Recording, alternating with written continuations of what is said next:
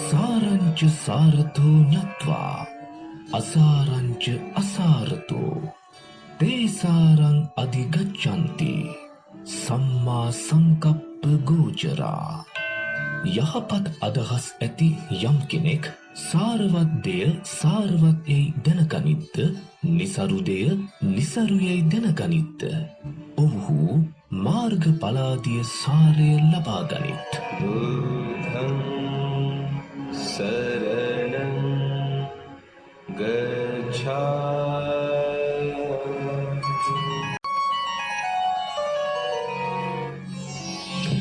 පෙර කසීරට බරණැස් නුවර බ්‍රහ්මදත්ත නම් රජුරු කෙනෙකුන් රාජ්‍ය කරන සමයෙහි අප මහා බෝසතාණෝ සාත්තුනායක කුලයක ඉපිද වියපත්ව ගැල්වලින් වෙළඳාම් කරමින් හැසිරෙති. එකල්හි තවත් සාත්තුනායකෙක් විය. ඔහු අඥානය, අදක්ෂය, උපායද නොදන්නෙක් වේ. වරක් බෝධිසත්වයෝ මාහැගි බඩු ගැල් 500ක් පුරවා වෙළඳාමට සූදානම් විය. අනෙක් වෙළෙන්දාද එසේම සූදානම් විය. දෙදෙනා එක්ව එකවර යාමෙන් ඇතිවිය හැකි සම්බාධක ගැන සිතූ බෝධිසත්වයෝ අනෙකා කැඳවා කරුණු විමසීය. මිතුර, වෙළඳාම පිණිස අප දෙදෙනාම එක්වර පිටත් වීමෙන් බොහෝ අනර්ථයන් දෙදෙනාටම සිදුවේ. එහෙයින් ඔබ හෝ මා පළමුව යා යුතුයි. ඔබ සිතන්නේ පළමුව වෙළඳාම යාමටද? නැතිනම් පසුව වෙළඳාම යාමටද? පළමුව යාමෙන් අපේ ගැල්වලට නොකැඩුණු පාරේ යා හැකි. ගොනුන්ටත් නොයිදුල් තන කෑ හැකි. මිනිසුන්ටත් ලැබෙන්නේද නොයිදුල් පලා සහ පැන්. රිසි භූමිලකට වෙළඳාම් කරන්නටත් හැකි. මිතුර, මා පළමුව වෙළඳාම යන්න. ඔබට බැරිය දෙවනුව පැමිණෙන්න. පළමුවලිය ගොනුන් මේරු තන කෑපසු මතු ලාතන මගේ ගොනුන්ට ලැබේ. ඔවුන් පොළොව කැන පැන්ගත් තැනින් මාගේ පිරිසටත් පැන්න බාගත හැකි. ඔවුන් මිලකන ලෙසින්ම අපට පහසුවෙන්ම වෙළඳාම් කරගත හැකි වේ. හොඳයි මිතුර, එසේනම් ඔබ පළමු වෙළඳාමේ දෙන්න. මා ඔබට පසුව පැමිණෙන්නම්. අඥාන ගැල් නායකයා කතිකා කරගත් පරිදි පළමුව වෙළඳාම සඳහා පිවිසියේය. 500ක් වූ ගැල් මිනිස් වාසය ඉක්මවා ගිය පසු සියලු ගැල්වල මාහැලි තබා පැන් පුරවා කාන්තාර මාර්ගයට පිවිසියේය. ඔවුන් කාන්තාර මධ්‍යයට පැමිණි විට කාන්තාරයට අධිගෘහිත යක්ෂයෙක් මොවුන් සියලු දෙනා දුබලකොට කාදමමී සිතා සුදු ගොනුන් යෙදූ අලංකාර යානාවක නැගී ආයුධ ඇති පුරුෂයන් 10-12 දෙනෙක පිරිවරා ඇඹුල් උපුල් මල් පැළඳ තෙත් වූ රිදි සහ කෙස් ඇතිව නිලුම් අලදලු කමින් නායකයෙකු මෙන් ඉදිරියට ආයේය. එය දුටු අඥාන නායකයා මිතුරනි, ඔබ ජලකෙලියෙන් බොහෝසේ සතුටට පත්ව ඇති හැඩයි.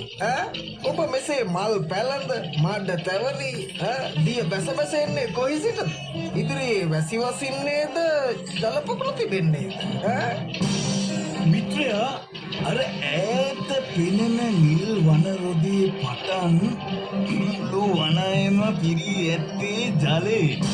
ඉතර වැසි වසින්නේ විල් පොකුණුද ඇත්තේ.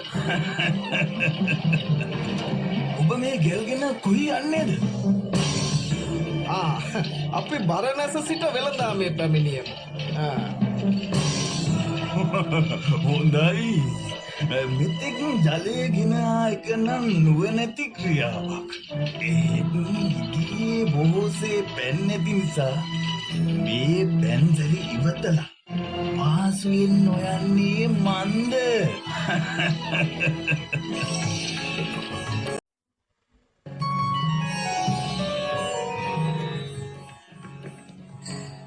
යකුන්ගේ බස් ඇසූ අඥාන ගැල් නායකයාද සිය ගැල් තුල දිය පොදක් හෝ නොතබා සියලු ගැල් හිස්කොට යළි ගමනට වන්හ.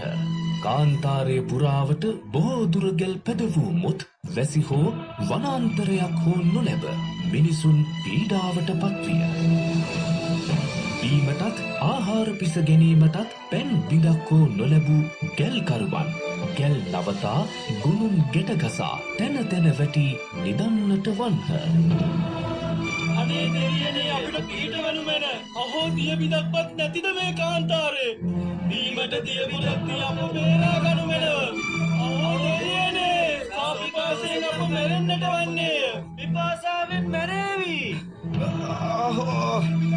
අහෝ පිපාසයි අහෝ පිපාසයි මාපත්තෝ ඉපතක තරම කනුන්ගේ බස්සසා පානයට තිබූ ජලපඳුන් හිස් කර මා කරගත්තේ මහත් විපතකි. කොයි තරම් දුරාවද වනාන්තරයක සලකුණක් හෝ නැත්තේය. දෙවියනේ අහෝ දෙවියනේ මාහට පිහිටවුව මැනව පිපාසයි.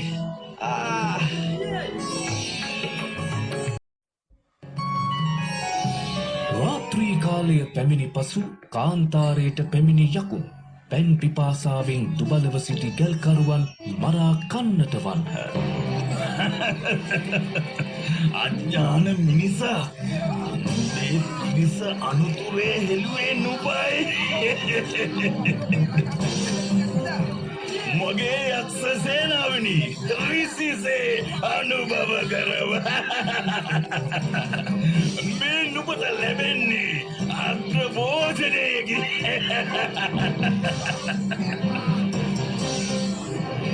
ගැල්කරුවන් කොයි තරම් ආයාචනා කළත් යක්ෂයෝ එය ඉවතලා ඔවුන් මරා අනුභව කළහ.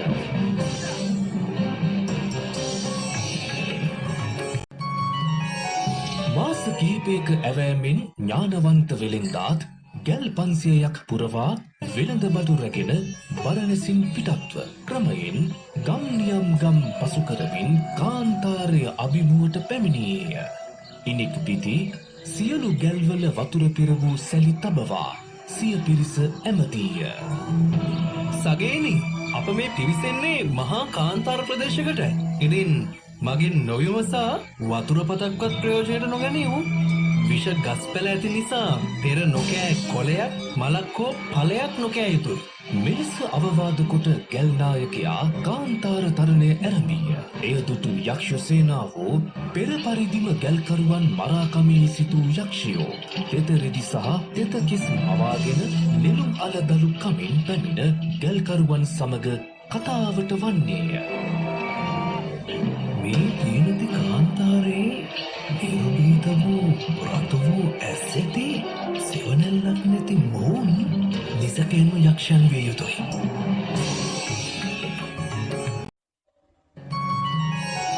පෙර පරිදිම ගැල්කරුවන් මරා කමී සිටූ යක්ෂයෝ තෙත රෙදි සහ තෙත කිස් මවාගෙන නෙළුම් අල දලු කමින් පැමිණ ගැල්කරුවන් සමග කතාවට වන්නේය. මිතුරනේ ජලයේ පිළිවූ සැලිත් ගෙන මහත් අපහසුවෙන් තොප මේ කොහි යන්නේද? අපි වෙලෙන්දෝ වෙමු බරණැසූරෙන් ගමන් ආරම්භ කොට කාන්තාරය පසු කරමින් වෙළඳාම පිණිස මෙසේ යන්නෙමු. නුඹේ ගොනුන් අපහසුවෙන් ගැල් අදින පෙනේ කුමකට මෙසේ අපහසුවෙන් ගමන් යන්නේ? අර ඈත පෙනෙන නිල් වනරොද පටන් මුළු වනාන්තරයේම පිරී ඇති ජලයෙනි. පෙරවැසි වසින්නේ විල්ද පොකුණුද ඇති. මේ සැලීස් කරව අපහසුවෙන් ගමන් නොගන්නේ මන්ද? යක්ෂයන් කොතෙක් කීවත් ඥානවන්ත සාතුනායක තිමේ එක ජල බිඳකුදු ඉවත නොතබා යළිත් සිය මාර්ගයට වන්නේය. උපාය වැරදුණු යක්ෂයෝද මදදුරක් ගොස් අතුරුදන් විය.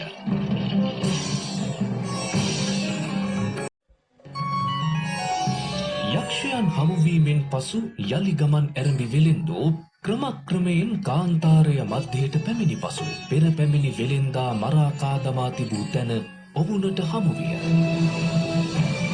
මිතුරනි නුඹලාට පෙනෙනු ඇති පෙර පැමිණි ගැලේ සමාජිකයන්ට සිදු වූ දේ.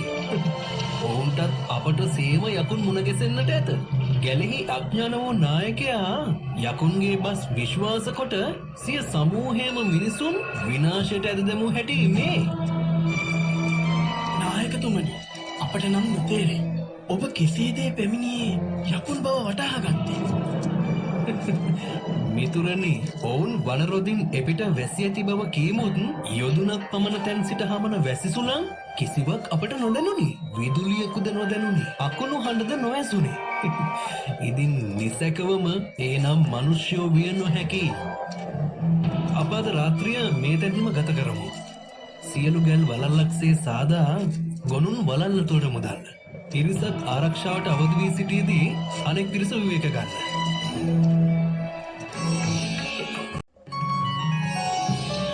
වේලාසනින් කඳවුරු බැඳින් ඥානවන්ත සාත්තු නායකයා ඇතුළු පිරිස තුන්යම රාත්‍රිය රැකවල්ලාගෙන සිට පසුදා අරුණේ නැගුණහ.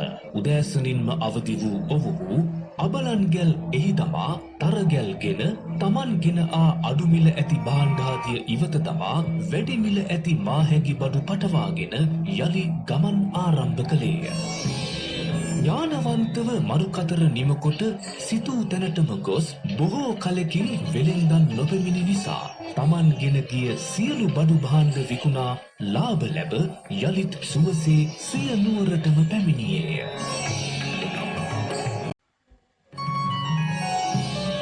මෙසේ අතීත කතාව ගෙනහැර දැක් වූ තිලෝගුරු බුදුපියාණන් වහන්සේ සිතානෙනි, මෙසේ විරුද්ධ පැත්තගත් අඥානයෝ විනාශයට පත් වූහ.